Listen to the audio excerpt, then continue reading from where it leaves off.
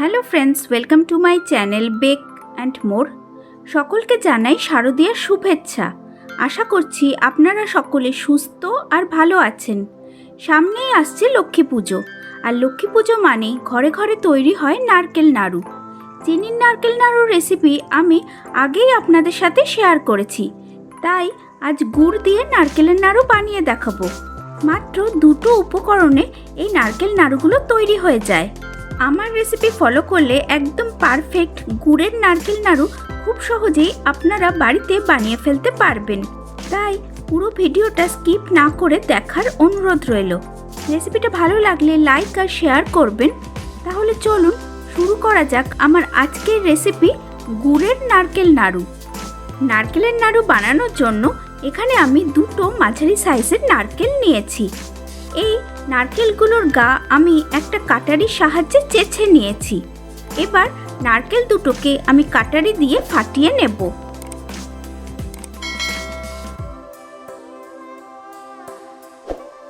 এখন ফাটিয়ে নেওয়া নারকেলটা আমি কুড়িয়ে নেব। একটা কুড়ুনির সাহায্যে আমি নারকেলটা কুড়িয়ে নিচ্ছি। আমি চিনির নারকেল নাড়ুর রেসিপি আগেই আপনাদের সাথে শেয়ার করেছি। আপনারা যদি সেই ভিডিওটা একবার দেখতে চান তাহলে এই ভিডিওর নিচে ডেসক্রিপশন বক্সে আর উপরের আই কার্ডে আমি সেই ভিডিওটার লিংক দিয়ে দেব, আপনারা চাইলে দেখে নিতে পারেন। আমি একইভাবে আরেকটা মালাও কুড়িয়ে নেব। একটা নারকেলের দুটো মালাই কোরানো হয়ে গেছে। আমি একইভাবে আরেকটা নারকেলও কুড়িয়ে নেব। আমি দুটো নারকেল কুড়িয়ে নিয়ে ফিরে এলাম। এখানে 300 গ্রামের মতো নারকেল কোড়া হয়েছে। এবার একটা কড়াই আমি গ্যাস ওভেনের ওপরে বসিয়ে দিয়েছি। তাতে ঢেলে দিলাম 1/4 কাপ মতো জল। এখন দিয়ে দেব আখের গুড়।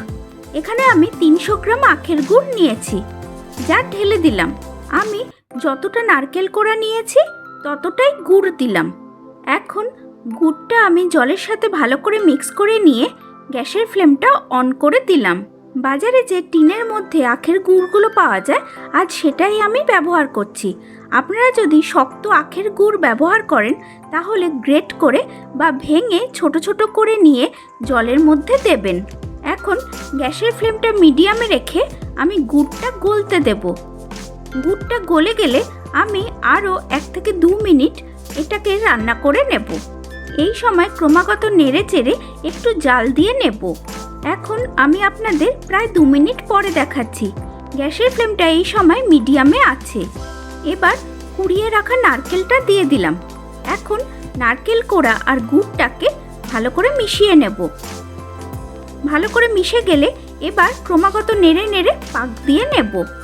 গ্যাসের ফ্লেমটা কখনোই কিন্তু হাই ফ্লেমে করে দিয়ে পাক দেবেন না, তাহলে কিন্তু নাড়ুটা একদমই ভালোভাবে রেডি হবে না।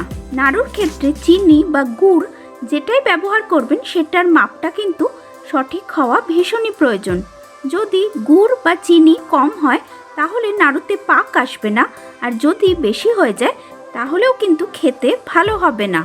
এখন আমি আপনাদের প্রায় 5 থেকে 6 মিনিট পরে দেখাচ্ছি।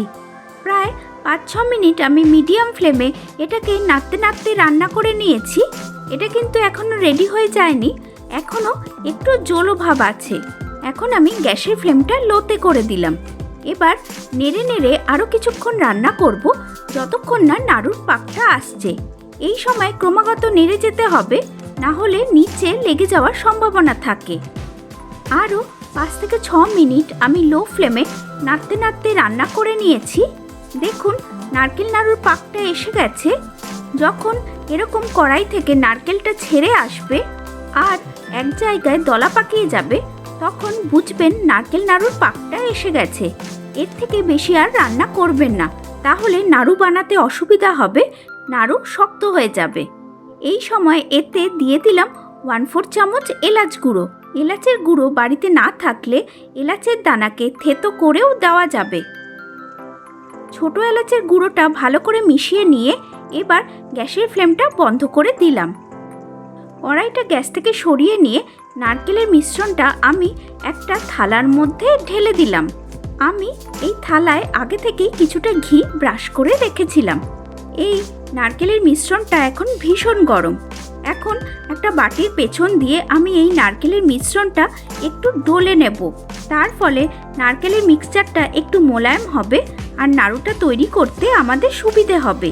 আর এর ফলে নারকেলের মিক্সচারটা কিছুটা ঠান্ডাও হয়ে যাবে। এবার আমি নাড়ুগুলো বানিয়ে নেব। তার জন্য হাতের পাতায় আমি একটু ঘি লাগিয়ে নিয়েছি। এর ফলে নারকেল নাড়ুগুলোতে খুব সুন্দর একটা গন্ধ আসবে। এখন অল্প অল্প করে নারকেলের মিশ্রণ নিয়ে থালায় আরও একটু মেখে নেব। তারপর হাতের পাতায় গোল করে নিয়ে ছোট বল বানিয়ে নেব।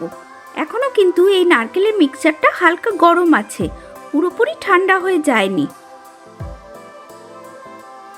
একইভাবে আমি বাকি গুড়ের নাড়ুগুলো বানিয়ে নেব। আপনারা বিজয়া দশমীতে বা লক্ষ্মী পুজোতে এই নারকেলের নাড়ু বানিয়ে ফেলতে পারেন। তাছাড়া অন্যান্য পুজোতেও এইভাবে নারকেলের নাড়ু বানিয়ে ফেলতে পারেন। ব্যাস, তৈরি হয়ে গেল দারুণ স্বাদের গুড়ের নারকেল নাড়ু। রেসিপি ভালো লাগলে লাইক, শেয়ার আর কমেন্ট করবেন। আর আমার চ্যানেলে নতুন বন্ধু হয়ে থাকলে আজই চ্যানেলটাকে সাবস্ক্রাইব করে পাশে থাকা বেল বাটনটি প্রেস করে অল করে নেবেন, যাতে আমি যখনই এরকম আরও নিত্য নতুন সুস্বাদু রেসিপির ভিডিও দেব তার নোটিফিকেশন আপনাদের মোবাইলে খুব তাড়াতাড়ি পৌঁছে যাবে। সকলে ভালো থাকবেন, সুস্থ থাকবেন। আবার হাজির হব অন্য কোনো লোভনীয় রেসিপি নিয়ে। তাহলে আসি আজকে, টাটা।